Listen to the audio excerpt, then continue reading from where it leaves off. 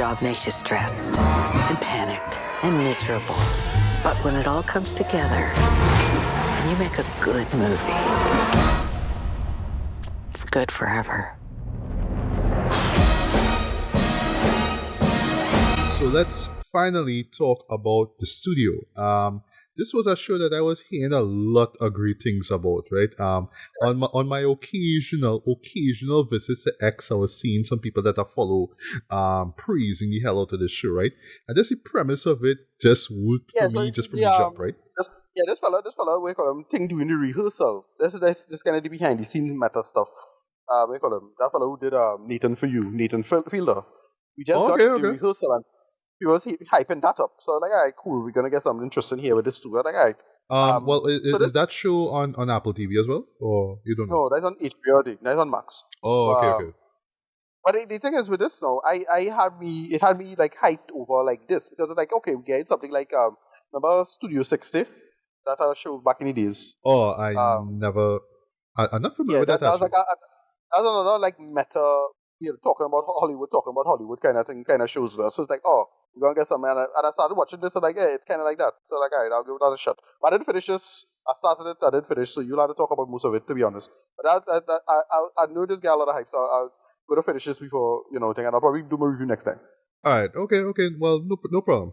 But yeah, in a nutshell, we are introduced to the iconic, legendary film studio known as Continental Studios, right? They've been pretty much around for close to a century now.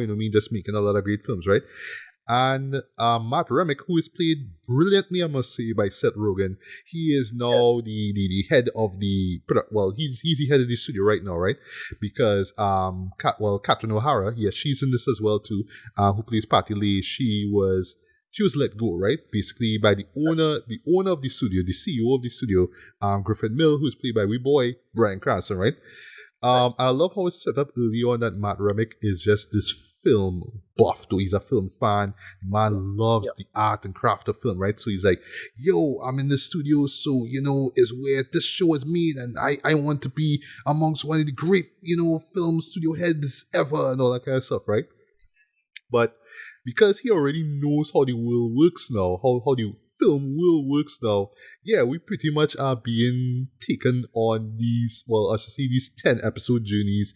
Just how hellish it is to make a film, right? Just all the stuff that takes place behind the scenes, all the bureaucracy, all the backstab and all that kind of stuff, all the shenanigans and insanity and egotism and all that kind of stuff. You see that on full display in this show here, right?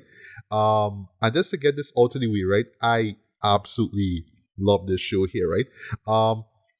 Right out of the gate, it reminds me of what they say HBO. It actually reminds me of, I would say this is like a nice little mismatch between Entourage, which I think is a very solid HBO show. Not the greatest HBO show ever made, but I really fucked with that show. I thought that show was really solid, right? Even though, admittedly, I jumped onto that train late. I watched it when the show ended. So when the movie came out, I just didn't care at the time. Oh, it wasn't? Okay.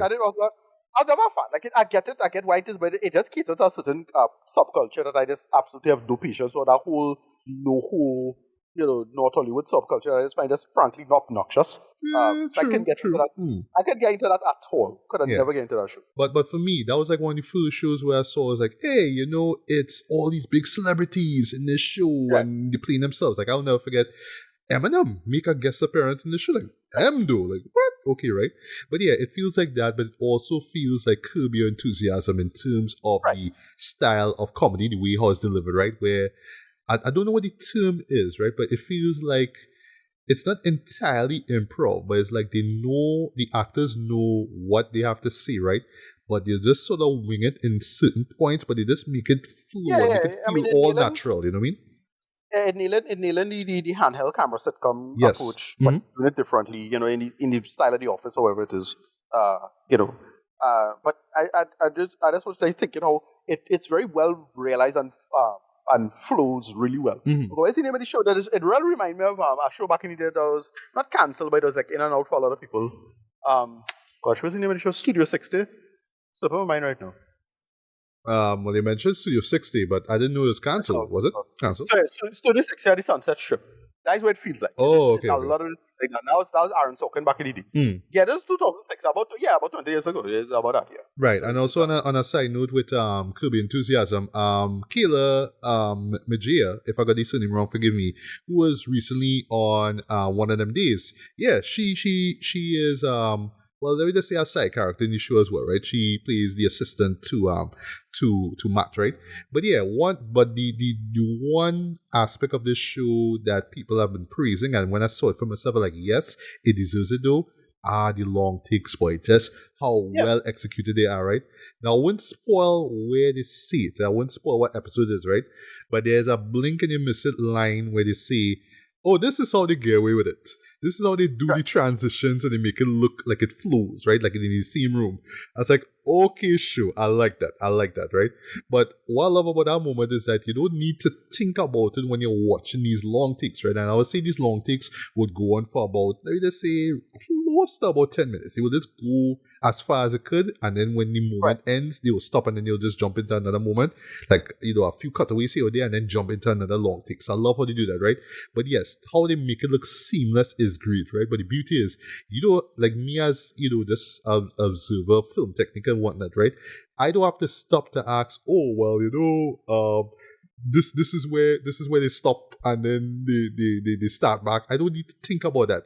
I just need to think about how the scene is flowing, right? And it's great, right?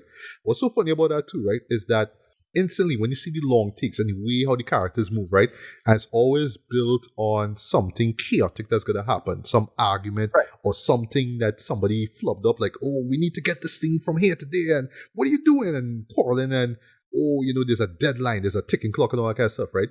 My mind instantly went to Birdman, right? And I was hearing the music, and then when I saw the name, I was like, oh, that makes sense.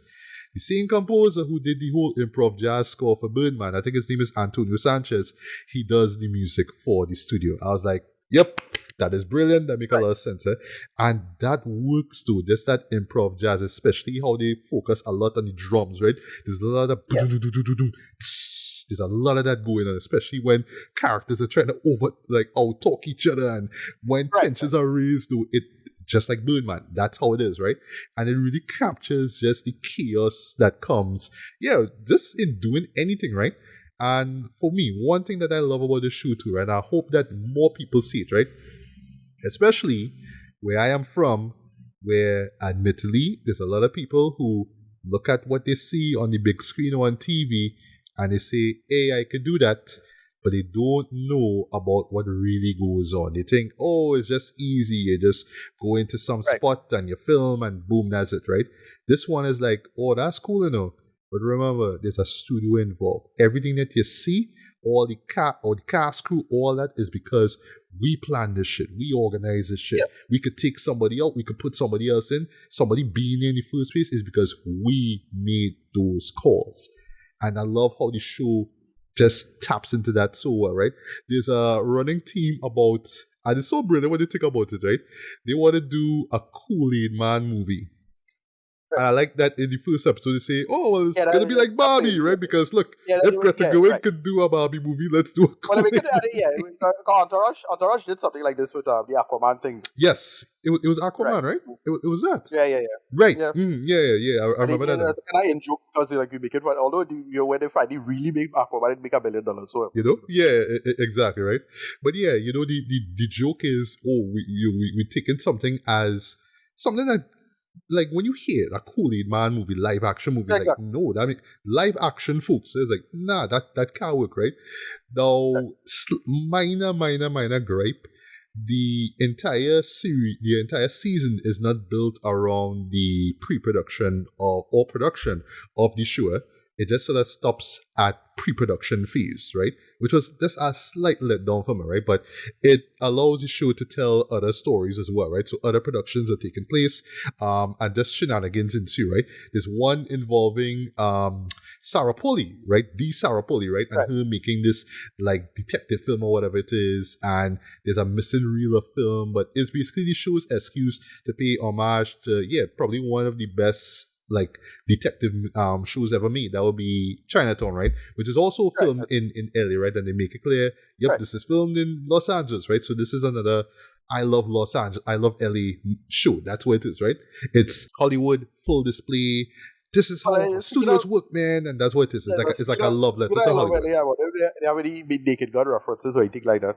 Because that coming out just now and the remake coming out. So I'm not sure Oh, what they mean. no, Well, not remake, but a sequel. they do have a couple of sequel sorry, a couple of sequel jokes here or there, right? But yeah, no real reference to any upcoming movie. I think that's like a smart call by not making it too meta, right? So okay, Barbie was one thing, they kind of kept it at that. So we Right. already familiar with Barbie and we know about Barbenheimer and all that kind of stuff, right? There's a great episode involving Matters and Seth Rogen's character dating this doctor, and she with a group of doctor friends, and they all like, yeah, what we do as doctors, and especially with treating cancer, that matters way more than you trying to get Right. some film off the ground. And him being the film buff, as it is like, no, like film Right. is good, like, you know, therapy and escapism, all that kind of stuff. And while I was watching all this, I was like, boy, I can relate to all this shit. I can Yeah, relate exactly. to all this shit, Jeff, because yeah, I agree with the man, but at the same time, it kind of have more important things in the world to worry about, Right. like your health, Exactly. right? And just Matt Remick as a character, I thought was just well fleshed out, right? Because Yeah. you know, the man he's a huge fan. Like you could feel the passion that he has, right?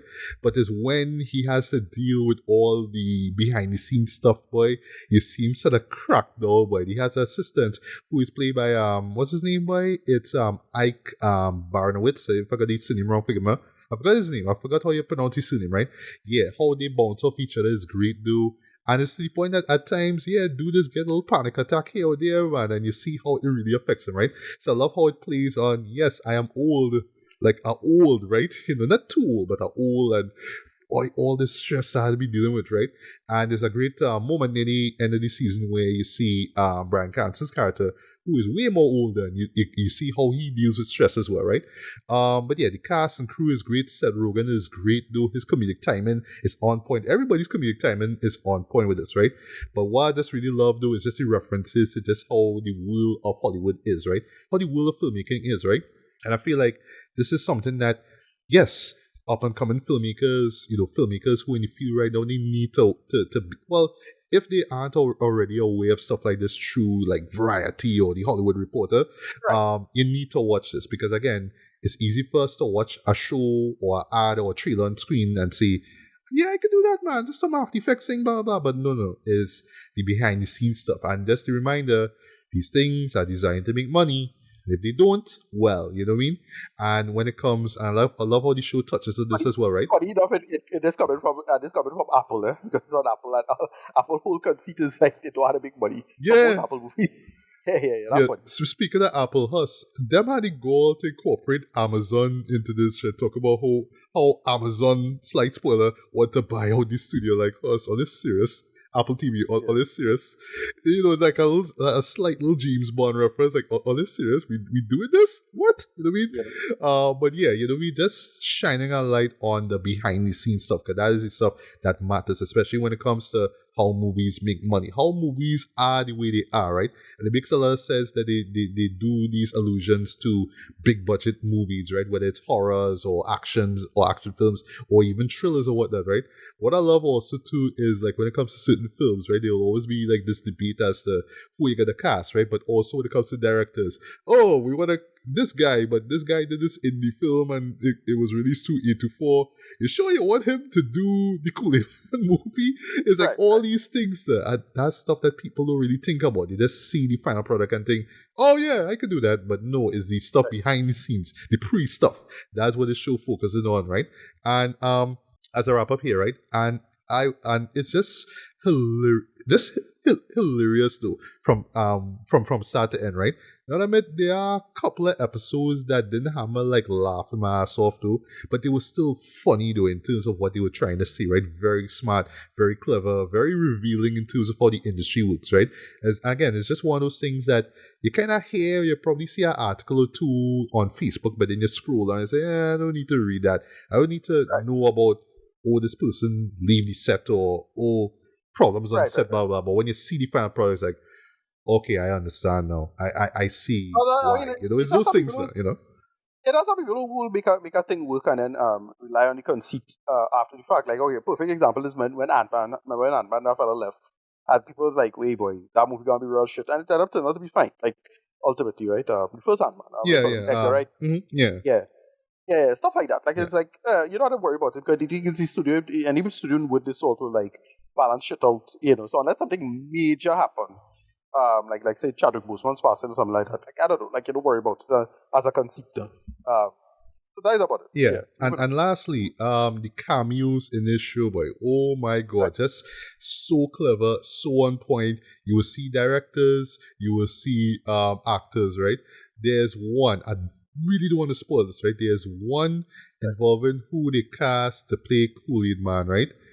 And that episode for me is one of the best show, one of the best in my opinion, right? Because it's just so revealing in terms of why a person is cast to play a certain role. Like you will see the person and then the character they play, and like what's wide, right? Like I would say like The Rock and I don't know, like that character he play in Moana, or like if he just decides to play some like weird character that's out of the blue and he sells, oh, it's a Rock, right?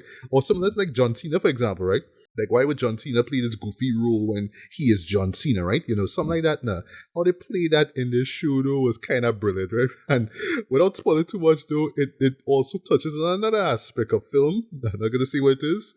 How it comes back in the end, I was like, yep, this is brilliant, right? But yeah, I mean, I could talk for days about this show, but yeah, I absolutely enjoyed the studio, right? It lived up to the hype and more. I would say if you love film, you need to watch this.